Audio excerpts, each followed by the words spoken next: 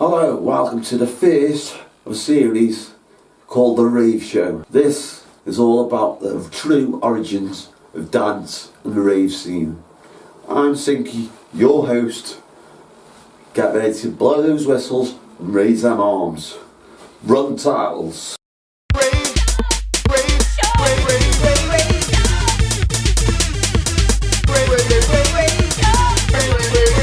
I'm an original raver, and now I spend my time with my own music company, producing dance music. But I realised long ago that what would the dance scene be today, as we know it, without the most important part? That is the early 90s rave scene. But when you watch dance history shows, they somehow skip past the rave scene from Detroit all the way to gate crashes and Renaissance. And that comes to the reasons why I'm making this.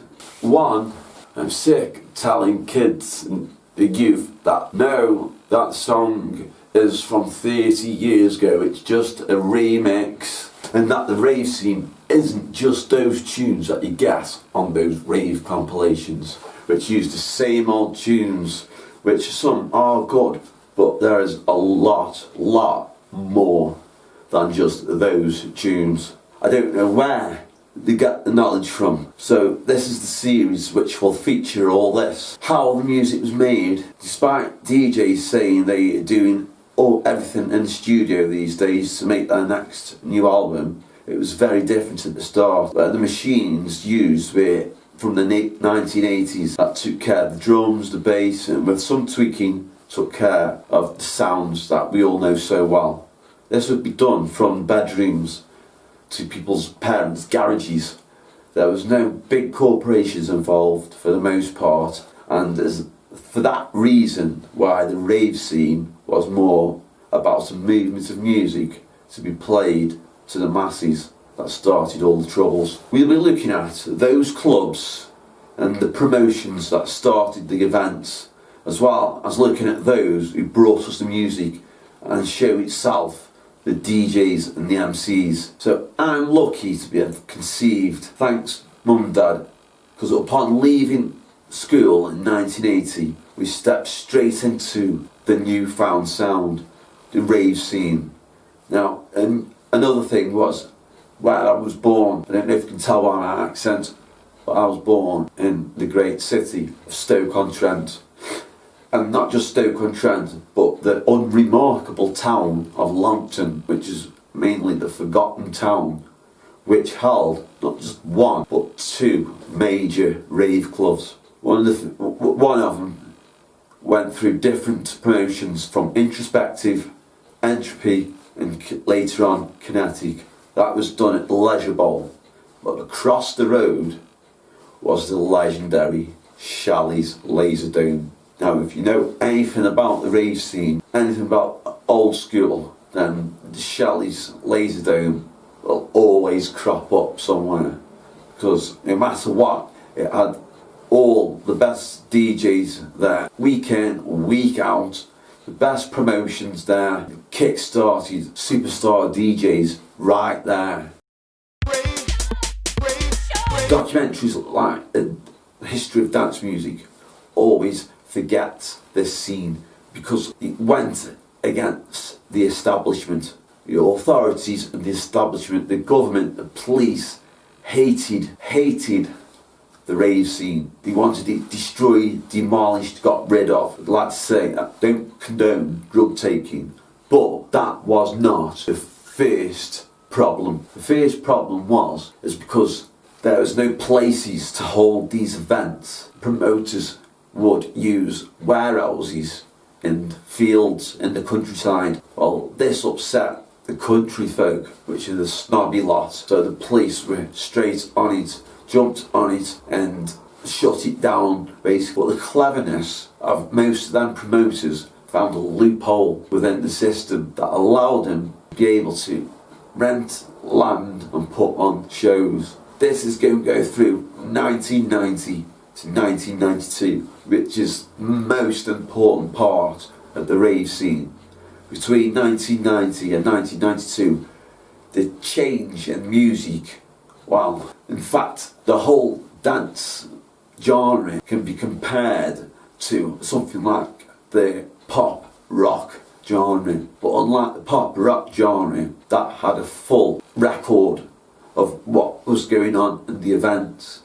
The unfortunate thing about the rave scene, a lot of it got lost because a lot of it was just amateurs playing in a bedroom with these Roland instruments and working out, tweaking a beat, tweaking the bass. And that's what we're going to be seeing in this series.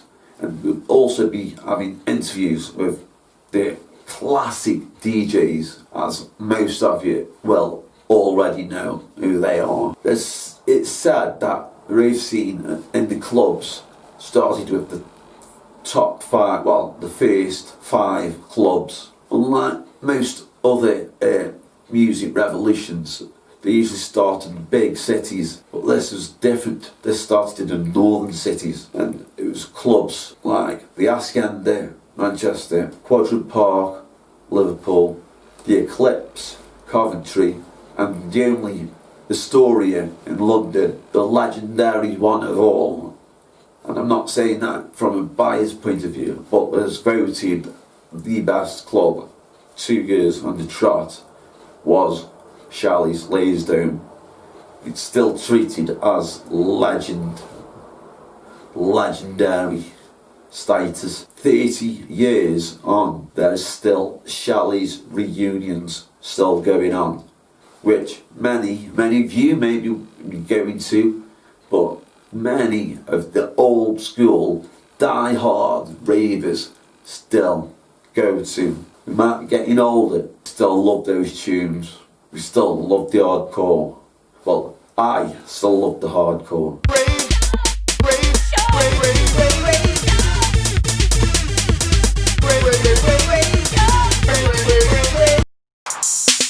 And then I'll go to this beat.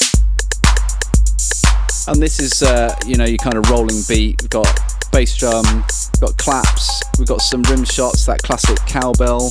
303 in other videos. I won't go over it all over again, but I'll just show you the pattern. So I've got this main ostinato.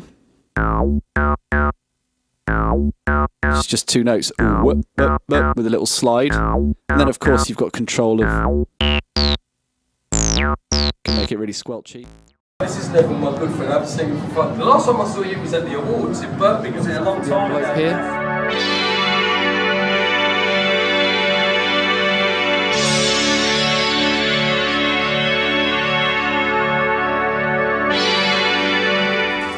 I've just bumped into my old mate, Fantazia, DJ Fantazia, mate. DJ for Amnesia House. That's right. Amnesia House back in the day. DJ for the Eclipse, Shelleys, Ibiza, the whole sugar. Bumped into my old mate here, Jumping Jack Frost. Ain't seen him in a long time. I've seen him for ages, bro. He played at Amnesia House many times over the years. Yeah.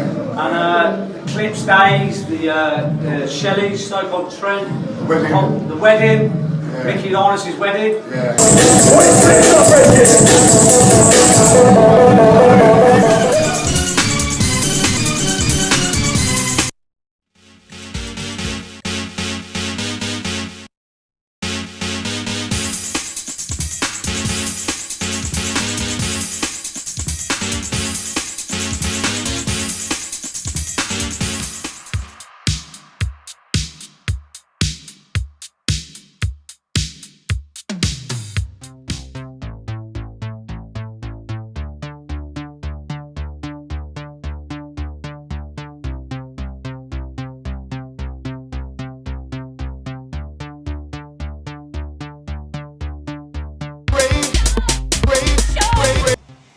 Well, it's in the simplest terms and the truest terms, it's the first time I had a big stage to be on, and you know, the first time with whatever you do is always special, important, and unique to you. And I always say to people, if everyone ever asks for advice, is if you get a chance, no matter what it is, whether it be playing at a gig or some studio time or whatever it is, and you realise that it is a chance, you got a window. Oh yeah, coming from Shelleys' first birthday. May 1991, Dave Seaman and Sasha Man Paris, legendary MC, legendary DJs. These DJs made their names at Shelleys. Carl Cox, Sasha, Groove Rider, Fabio, all of them were there, Top Buzz, all the DJs that you know from the old school were at Shelleys week in, week out. They were in the middle of the country and the heart of the rave scene. But Shelleys was a unique place because not only had the music, but the owner, John Matthews, was able to afford a great sound system, but also include lighting with it. And that's where the Laserdome comes from. Now, at that time, lasers were quite a dear do. So there was also all different kinds of lights. Just the normal house lights, the strobe lights. But these lights worked with the music, hands in the air. But what it was is that it changed the whole youth. Because before the rave scene, the lads didn't dance. It was, it was strictly in the 80s for like the sort of gay or disco kind of clubs where men danced. So it was quite unique, and it didn't matter how you danced as well. People just got in there and didn't care. They weren't worried about how they danced or whatever, because people just moved to the music. That's how much he brought to people. Very, very different to today. There was heart within music, although the quality of the music, because of its amateur makeup, is very different from today.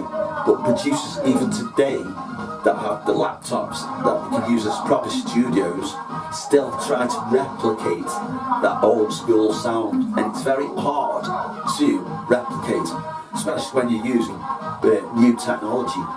Because these things, as we'll go through the show, the series, we will show you the sort of hardware that these great anthems came from the drum machines and the samplers to the M1 piano. But getting ahead of myself here, there was another major unique difference as well. The atmosphere. I've never ever witnessed an atmosphere like Shelleys, and now you may have heard it if you've never been there, but believe you and me, just watching the videos may not do it justice. But when you were in there, your whole body is pumping because of the sound system.